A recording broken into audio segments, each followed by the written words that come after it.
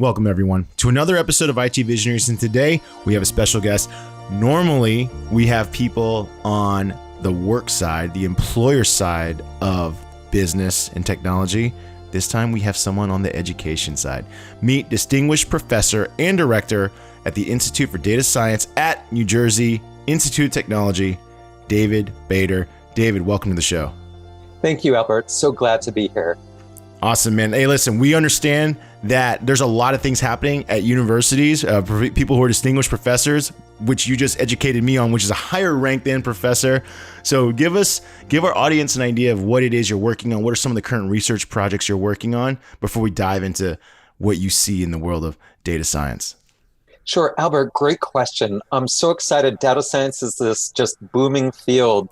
And at NJIT, we have some amazing students. In fact, we just created a Department of Data Science and degree programs in data science. But in my research, we're really trying to create tools for manipulating massive data sets. So beyond what you could do with your laptop, imagine you had terabytes of data. With this ever-growing data, we're trying to make it more productive to do analytics on those massive data sets. Yeah, I mean, totally understand that. Huge data sets. What we find out whenever we talk to people is people don't actually value the data nearly as much as they value the insights that are extracted from the data, some of the things that people are working on. You know, when we talk with companies that are in data science, they usually have very narrow occupational fields or use cases for what the data science needs to do, right? Whether it's a shopping company trying to match products to customers. Maybe there's employment companies trying to match jobs to skills. Give us an idea of some of the things that yourself and the students that you're working with are working on, because I'm sure you see a huge spectrum and wide array of projects that people are trying to computationally solve. That's right, Albert. You mentioned recommender systems, and there's also a big booming area in machine learning, so trying to learn from data sets. But what we're working on is really getting insights and exploring data sets. Imagine someone hands you a big trove of data and you have no idea what's contained in there, but yet you want to pull some intelligence out of it. So we work in that domain. Often we're looking at, for instance, data that can be viewed as graphs where the entities may be represented as vertices and the relationships as edges between them, kind of like a social network, but on steroids. We're looking at very massive data sets. And the disciplines that we apply to are just ever growing. We look at health, personalized health and medicine. We look at cybersecurity applications. We look at urban sustainability. We even look at things like how do we ensure trustworthy elections? And so the use cases are just booming. Every company, every sector is going to want to be able to tackle these types of data science problems. Give us an idea of some of the anecdotal stories of what worlds look like before and then what worlds look like after with data science. Because when we talk to our guests, obviously in the past, they usually they'll explain some interesting factoids like, hey, we have with this much confidence that we can recommend this shirt. It would improve sales by 30%. And that's a really cool use case. But the things you just kind of hit on, right? You're talking about political science. You're talking about environmental science. Sounded like there was a little civil engineering in there potentially. All kinds of use cases. I'd love to hear some of the things, because surely, and then if you have any stories of maybe projects that have gone to I guess the best way to say is gone to market, right? Projects that started in the classroom that were implemented in the real world, and we saw the real world after effects, because I'd love to hear some of these things that are happening, because that'll help frame up for any of our audience members who maybe thought data science was narrow to one specific use case or field, right? Like what I'm always afraid of is so many people are applying data science to advertising, which is obviously a big hire, like Facebook, Google. They definitely hire a lot of people. Usually you're going to be asked to try to find people, match content to people. Like that's generally what the big use case there is. But I love for our audience to hear some of these other use cases. That's great, Albert. You see recommendations like ads or products, and these are very useful for monetizing your customers and getting more clicks through. But, if you serve up the wrong ad, nothing bad happens. Yeah, you just may not make a few pennies, but the world doesn't end. We like to work on a lot of problems where it does matter. So, for instance, we've worked on problems related to insider threats within organizations, for instance, lone wolf actors. And imagine that you have someone in your company who may be losing morale or maybe thinking about going to your competitor and wants to take your source code or your customer list. And this could be detrimental. It could blow the whole company. So, how do you identify that single anomaly, that single threat where you don't have a pattern of them before? It's not a recommendation engine, meaning that if you make a mistake and you miss this person, then that could be the fate of your company. So, we often work in those very, very hard problems. Another way to think about it is that recommender systems are strong correlations versus what we look at is data at the very long end of the tail. Often, this is the type of data that looks like noise. You may just throw it away, versus we look for signals within that noise to find that one tell, that one sign that may be leading to some egregious event or some very, very important matter that we have to attend to, depending on what discipline we're looking at. Yeah, I'd love to hear how that's done, because this is where it gets really fascinating. I have a use case from a business that it was in the news today, and I used to do a talk on this, which is that the problem with data is, or in the past, the problem with data is usually people relied on some level of frequency or some type of volume in order for it to be relevant to them. And so I used the example, which happened, Spanx, for example, just got acquired today, or like this week, $1.2 billion. But Spanx didn't come from the hosiery industry. The hosiery industry didn't see it coming. Yet at the time when Spanx first started, if you had asked maybe not a data scientist, but if you would ask somebody, what's the trend on people wanting shapewear like this? The reality is the answer would be none. There'd be no data that says that they wanted shapewear. There might be a little bubble up of data points like, hey, there's a couple Google searches for shapewear, but hey, someone might ask you like, well, what's the total volume of shapewear searches a month? It might be 100. And then they'd say, well, how many people are searching for pantyhose or hosiery? It's like 2 million. It's like, okay, well, it's irrelevant. It's too irrelevant. So in the historical way we think of data as in frequency, volume, the problem with that is by the time it's recognizable or significant, the trend is already here. And that's a lot of things I know data science tries to do is stop things from becoming a problem. Like what you just said with a one bad actor, that person's, like you said, they don't have enough pattern or track record or history to suggest this.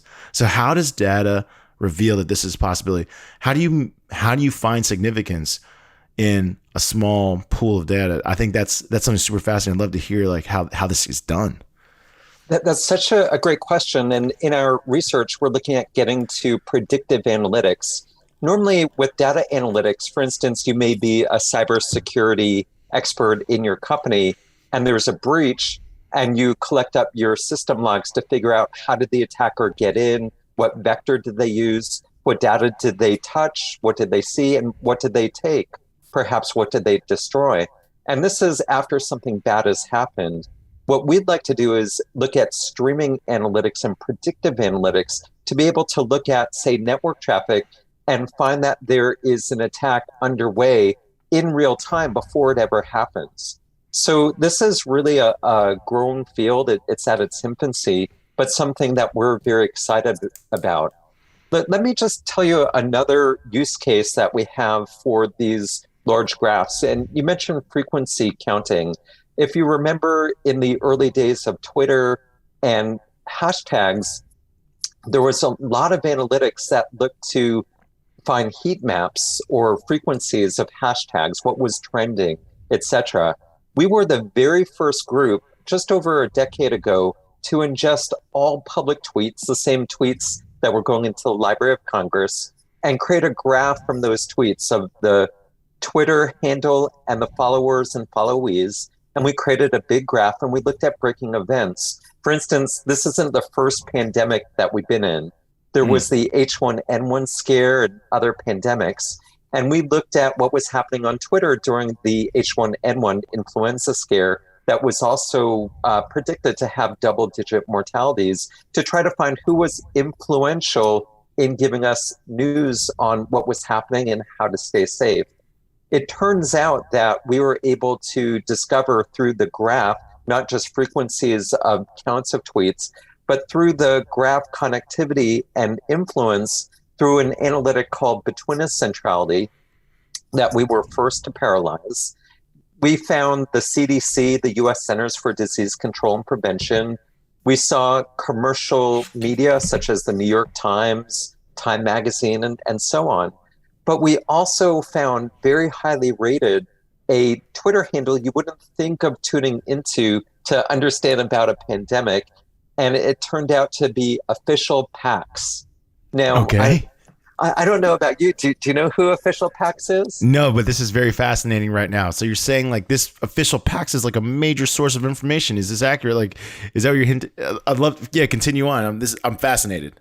So we're fascinated too. And we looked at who the heck is this? It came out in our top three handles for influential news about the H1N1 pandemic of fall 2009. And it turns out that it was a group of mostly adolescent males going to the Penny Arcade Gamers Conference in Seattle, Washington that year. And it turned out that they were the first group who got infected with H1N1. And they started tweeting with each other what the symptoms were, how they were doing, whether it was confirmed cases. And this was one of the most influential sources, one of the best news sources of understanding that growing pandemic. And if you're tuning in your radio dial, it's not who you would think to listen to. Nobody would have thought these adolescent males going to a gamers conference would be where you get your best information. So that's what we're trying to do with data science. We're trying to eliminate surprises and understand how to use data in near real time during breaking events in order to understand what is happening, what the situation is.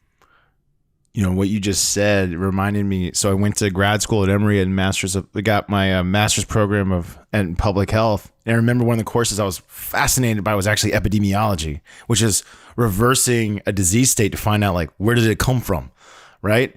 And so you're talking about being able to do this. I mean, it sounds like almost in near real time. Now, the coronavirus is obviously extremely virulent, right? It was extremely transmissible, but there was a time and place where it wasn't there. There were things that weren't nearly as bad as coronavirus. Like if we had this data science, we could have possibly stopped it. Like I think back to like the E. coli scares where they were trying to back source, like, well, who was the seller of the source of food that caused these problems? And usually this requires a lot of people to get sick first before they start figuring it out, right? Everyone gets sick, then they go, okay, what did you guys all eat? And then they kind of backwards figure it out. Talk about how do you see these massive sourcing problems like epidemiology or recognition problems, like you said, cyber threats. How fast in the near future are we going to be able to, as data science, going to enable us to identify these problems? Like, do you see like near real time kind of like as they're evolving? Is that the goal? Like, give me an idea of what's going to happen. That is the goal. And Albert, you may or may not know that previously I collaborated with the CDC and Emory University when I lived in Atlanta, Georgia. And so I did. We might cross paths. We might have. I used to go to the Kroger at Sage Hill. We probably crossed right there. So in looking at these problems, you really want to tackle them in real time. You don't want to wait days, weeks, or months. And I've been especially interested in food safety and security. In fact, there was a food scare, a salmonella scare in the United States.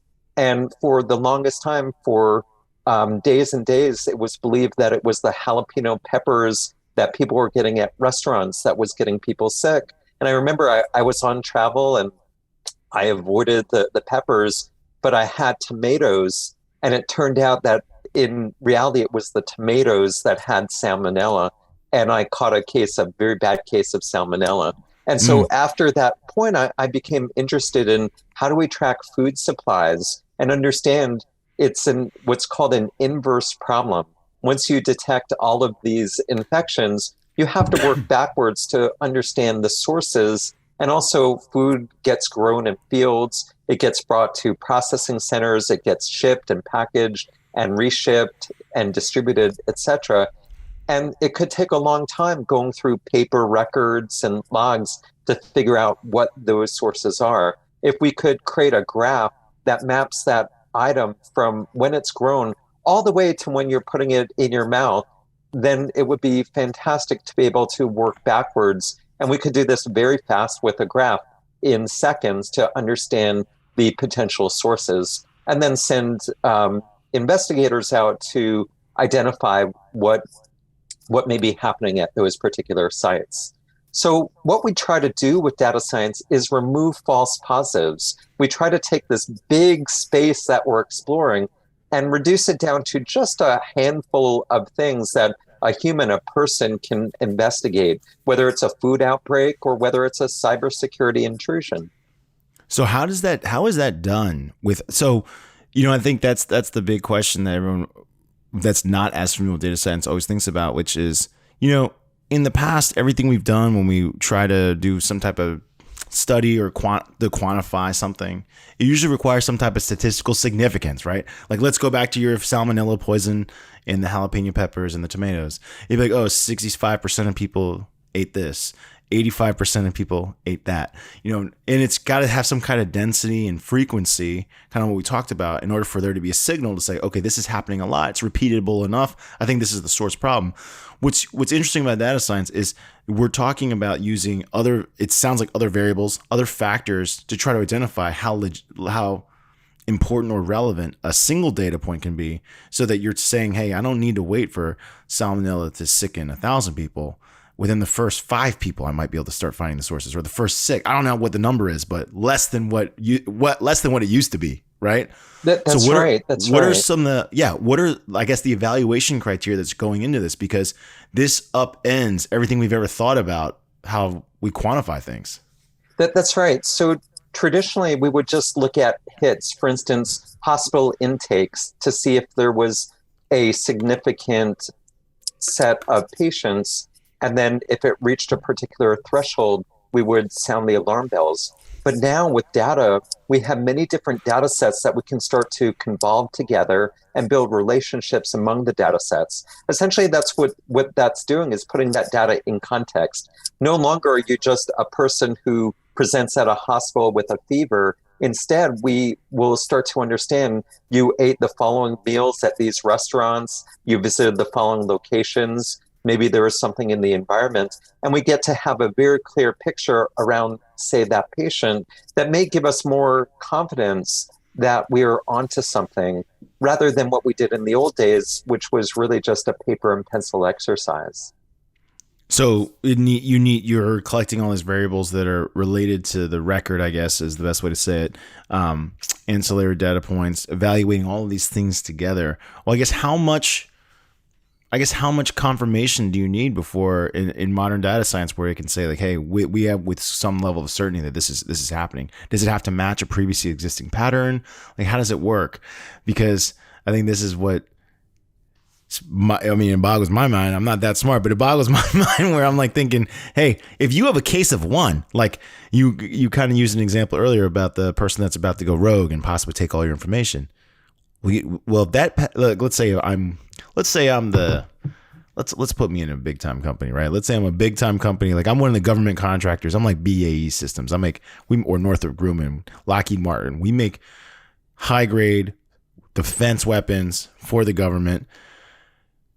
And I don't have a record of, like you said, I don't have a record of this person going rogue before. I also don't have maybe a record of a person going rogue in the last, let's say, 5 years. So what signals are being evaluated, or how does something get evaluated where there's only a record instance of one where it's still statistically relevant? I guess that's what throws my mind off. I'm like, I don't see how that's possible, but you guys are figuring it out. Well, that's such a great question. And I think the real answer is that it's going to depend on the problem space. But let me just give you an example. There are many cases where we've had lone wolves. For instance, at Fort Hood in the United States, a number of years ago, we had Major Nidal Hassan, who was a cleared Army psychologist who one day came in and killed a number of people. And before that, he had never been... there'd never been any issue. There's no disciplinary issues, etc. And we weren't going to wait for statistical significance with lone wolves. For instance, you don't want to wait until after an event like that happens. Right. What you want to be able to do is give a security officer some heads up that we think this person's pattern of life has changed. Maybe you should do another investigation.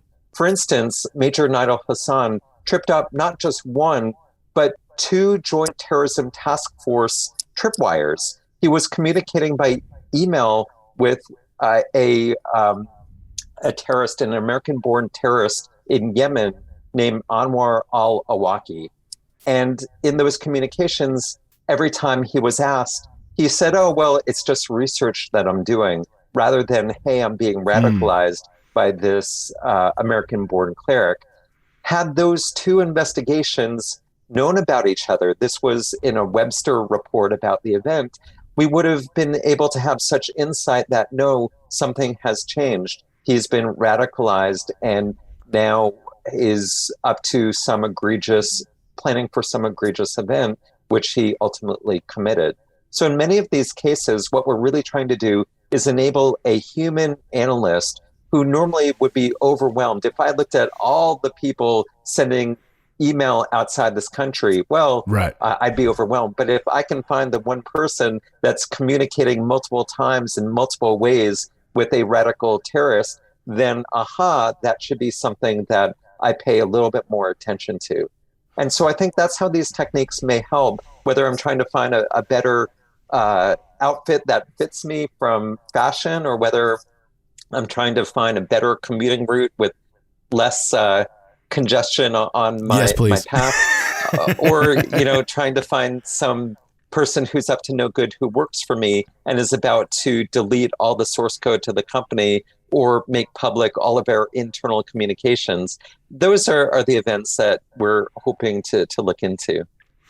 Give me an idea of what it's like when in regards to enrollments or interest into this field, because we obviously hear it from the employer side. Most of our guests are employers of data scientists. They always talk about lack of talent, not enough people are in this field. It feels like there's probably a huge wave of, I call them kids, but I call anyone who's younger than me a kid. Probably a whole wave, I guess, of college kids attempting to learn and study this. What does that look like in regards to like enrollments, interests? What's it like for these programs? Because this is something clearly that's not going to go away. And clearly the demand is just going to go through the roof. Every company, as you just suggested, from fashion to, national defense, is going to want some form of insight from data. That's right. And what we're seeing is a boom. This is similar to what happened in computing 20 years ago as the world digitized. But in data science, every company, whether you're in the financial sector, insurance, health, if you're in entertainment, fashion, transportation, every single sector now is collecting data, more and more data every day than the entire history of all of the data collection. And we're seeing very clear benefits of being able to improve companies, do better customer retention, improve products, make decisions that are all database, data informed. When I look at the US Bureau of Labor and Statistics, we see data science as one of the hottest fields. In fact, the biggest region right now is where I'm at with New Jersey Institute of Technology in the Newark to New York City area. Is one of the hottest regions because we have so many sectors that are just searching for data scientists. We launched a program very early, about 2 years ago, in Jersey City to train master's students and give certificates in multiple areas of data science. And we saw the program oversubscribed. We had students coming who were working in fintech, they were working in power companies, at banks and other places, really just pushing for learning data science so that they could be more useful in their workplace. Since then, we just this semester launched a bachelor's degree in data science to go along with our master's. And by next fall, we plan to have a PhD in data science. Again, the students are coming out of the WordWorks asking for these degree programs, and the enrollments are increasing. And we see that as a national, potentially international trend, that data science is in such high demand. But the students are doing it because the jobs are there. The amount of postings, if you look at LinkedIn or you look at Glassdoor, these places are just filled with searches for data scientists. Give me an idea of what like the people that are graduating or even about to graduate your program are saying in regards to like job hunts. Like, is it for them? I bet you for them it feels like they're being recruited, huh? Like everyone's hitting them up every single day, like, hey, work for me, work for me, work for me. Is that what it's like right now for them? That's right. I have students, one just went to work at Facebook. They get offers from companies like American Express and JP Morgan Chase and lots of different companies. But whenever they go out on the market, they find that there are so many options for them. The amount of talent that we're producing, it's like a new pipeline, and it's just filling up with students right now. The companies that are searching, we have, for instance, an Institute for Data Science that I direct, and on my board, I have companies such as Google and Amazon, Stanley Black and Decker, Yahoo Research, Neck Labs, UPS, the New York Times, on and on. I have companies that are just really searching for this next talent. And I think that we're going to start seeing more and more programs that are emerging. Right now, universities are just getting started to create these programs. There are discussions about what should this program contain. It will be a mix of computing and mathematical sciences, applied statistics, data science technologies. And as we create more and more programs, I think we're going to see in the next 10 or 20 years a continued growth for jobs and employment and thus training in data science. Curiously, how many universities currently offer programs like this? Do you have any idea, like a ballpark? I would guess at this point there's probably dozens of universities, of the Dozens. thousands. There are dozens that are offering programs. Now, some data science may be a certificate. In others, it really may be a thrust within, say, a math department, Yeah. and so on. So the naming is starting to change. But we're very early to create a department and degree programs that are called data science at the New Jersey Institute of Technology. But what you just said though is wild to me. You said dozens, which is very small, right? There's literally thousands upon thousands of universities in the United States alone. We're saying only dozens of them have data science. Kids, it sounds like students want this. They know the opportunities there. You're already saying, you sit at the head of NJIT and you're saying, hey, the amount of projects that are coming forth that people are trying to research, you're saying you could clearly tell people have interest of applying data science in every spectrum that you can think of. That's right. That's right. We talk with so many companies and also government, and we're trying to create industry, academia partnerships to be able to solve many of those problems. And the demand is just huge. We're a pioneer in this area. We're really leading the way, and we're trying to encourage other universities to move into this space. Universities sometimes have a reputation of moving slowly. Yeah. And so because of that, we decided that we really had a need. This region that we're in is just growing, and data science clearly is in the future of every company in every sector. And we took a leadership role. We're also a part of some consortium. For instance, the Academic Data Science Alliance is a great way for universities and data science leaders to come together to talk about creating such programs and looking at what programs have already been created around the company, around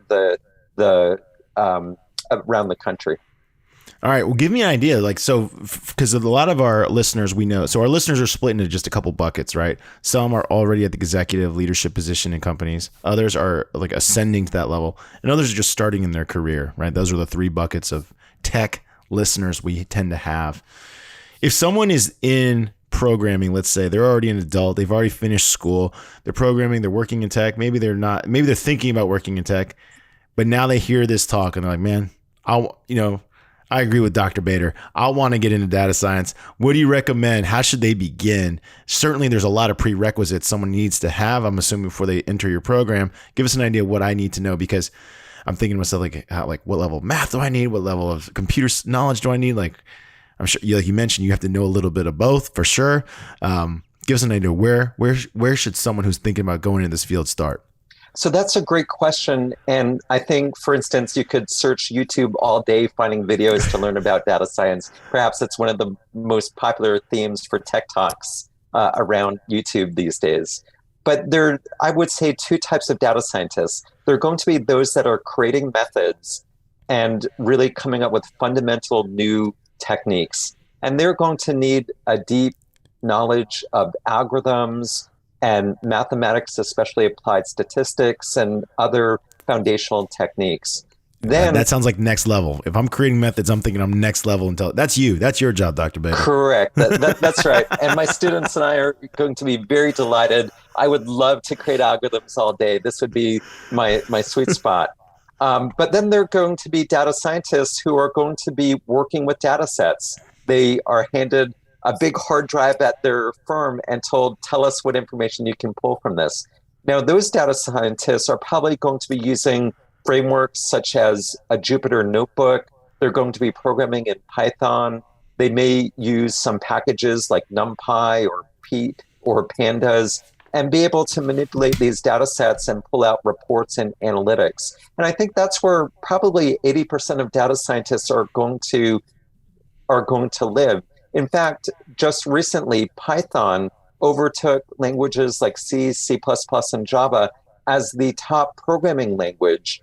And we think of Python as sort of the lingua de franca for data science. So if you want to talk data science, you often are writing in this very productive high-level language called Python that I think anybody could pick up and learn. Listen, when I worked at a tech company in 2017, we wanted more Python engineers. I can tell you that they were very hard to find. And we were a relatively small startup bidding quite a big number on wages against some of the biggest players. So it was in demand in 2017. I can't imagine what the demand is now for Python knowledge. Oh, it's huge. I mean, back decades, it was COBOL. Today, it's Python. So we're just seeing this huge demand. And there's also a lot of recipes written in Python. There's a lot of examples. People run competitions, for instance, the Kaggle competitions, to look at analyzing data sets, and then they share their Jupyter notebooks of what they did. And so if you're getting into data science, my biggest recommendation is to pull a data set that you find, for instance, at a Kaggle competition, and try to run the examples, try to do the analyses, and that will put you in a perfect position to be able to get a data science education and an even better job playing with these data sets and getting paid to do so. No, that is super awesome. As we come to the end of our time on this show, I want to ask we ask some more fun, looser questions before the lightning round, which is coming up. But this is about work. So this is still part of the core interview. David, you have such expertise and you have such insight into different, projects that are happening. I'd love to bring up some problems that the modern world is facing. And I want you to tell me how fast, what is a way that data science could possibly help that problem. All right. You think this would be a fun exercise? See if you can stay on your toes. All right. So I'm just going to name problems. Ready? This seems like an easy one. Logistics. Shipping containers are backed up across the country. They can't move them off boats fast enough. How could data science help that? So data science could understand where all these shipping containers sit, and rather than solving a problem locally, could look at globally all the shipping containers, the shipping routes, and the ports, and better optimize how those containers are offloaded and transported. It would also be more fuel efficient as we minimize the movement of those containers, both in offloading and onloading. So that's a great problem for data science. How about traffic jams? Traffic jams. If we had a nav system that didn't just find us the shortest route, but was able to look at all of the traffic and give us alternate routes that would eliminate these congestion points, another great place for data science. Understaffing, or I guess overutilization in hospitals. Understaffing in hospitals. We keep hearing about how because of COVID-19, there's a lack of hospital resources available to people who are, let's say, non-COVID, right? Like that's been clear that's been a problem for a lot of areas, very much locally. So that's a great instance because hospitals may be able to use data science to track their supplies. They may have a separate system for staffing and then a separate analytic for understanding COVID and infections within the region. But data science could bring all of these together to give better situational awareness and to be able to have the right staffing and the right resources at the time when it's needed. And bringing these different data sets that often are in their siloed systems all into one view. Yeah, that's definitely been a problem. We continuously hear about the healthcare system as most of the data is contained within the hospital walls. No other hospital can learn from what's going on, even one that's just literally down the street. And so that's right. They run into conflict. I mean, imagine that you really had that situational awareness of everything around you. You would make better decisions, and you'd also be able to learn what's happening and do this in the speed of light. In data science, this doesn't require humans sitting there to analyze paper printouts. You have all of this information that could readily be used to improve the situation. Awesome. David, I want to say thank you for joining us today on IT Visionaries. But before you go, now it's time for the lightning round. We did a little pre-lightning round. That was a lot of fun because you have just such unique insight. The lightning round is brought to you by Salesforce Platform, the #1 cloud platform of digital transformation of every experience.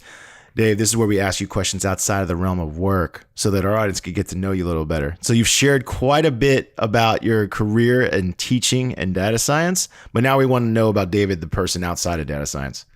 You ready? I'm ready. All right. So we mentioned we crossed paths in Atlanta. You were at Georgia Tech for a while, and while I was at Emory. What made you? This gets a little bit of a career switch, but what made you change to go from Georgia Tech to New Jersey? I was really interested in getting to a hotspot of the company where there was tech innovation, and New York City and the Newark, New Jersey region are the biggest source for companies dealing with data sets. And so I came to build more partnerships between industry and academia. There you go. New Jersey and Atlanta, or where you are, Newark especially, it's right outside of New York City. Obviously a huge place. Atlanta's a huge place. But what is one major difference you've noticed about the two? And don't say the weather. Oh, one noticeable difference, I think. That's a stumper question. I feel like home here in the Northeast. Do you? I do. I grew up not too far from here, so it's a homecoming. One of the things that's interesting about your field in academia takes you to a lot of places. We see that you've been to you taught at University of New Mexico. You've been University of Maryland. You've been at Georgia Tech. You're now in New Jersey Institute of Technology. I didn't say all the places you've been, but to give. What is that? How would you describe moving so many different places throughout your career? So Has it been fun? A pain in the butt? Like, how's it been? Oh, it's been great. So one of my first academic positions at University of New Mexico, I created the first Linux supercomputer, which is why I'll be receiving the IEEE Computer Society Sidney Fernbach Award next month. And congratulations! I don't know exactly what that is, but it sounds impressive. It sounds awesome. I got to work with Sandia National Labs and Los Alamos National Lab. It was the hotspot for high performance computing in Albuquerque, New Mexico. So I enjoyed that very much. But moving around, you work with new partners, you make new friends, and it's been a fantastic ride. That's awesome. What do you like to do outside of, so don't say anything computing, don't say anything about data science. What else do you like to do for fun? For fun, I follow around the Grateful Dead, or what's become of the Grateful Dead these days. I listen to a lot of music and folk music, as well as some jam bands and classic rock. All right, I feel like this breaks very much a big stereotype. Are there a lot of other Grateful Dead heads in data science?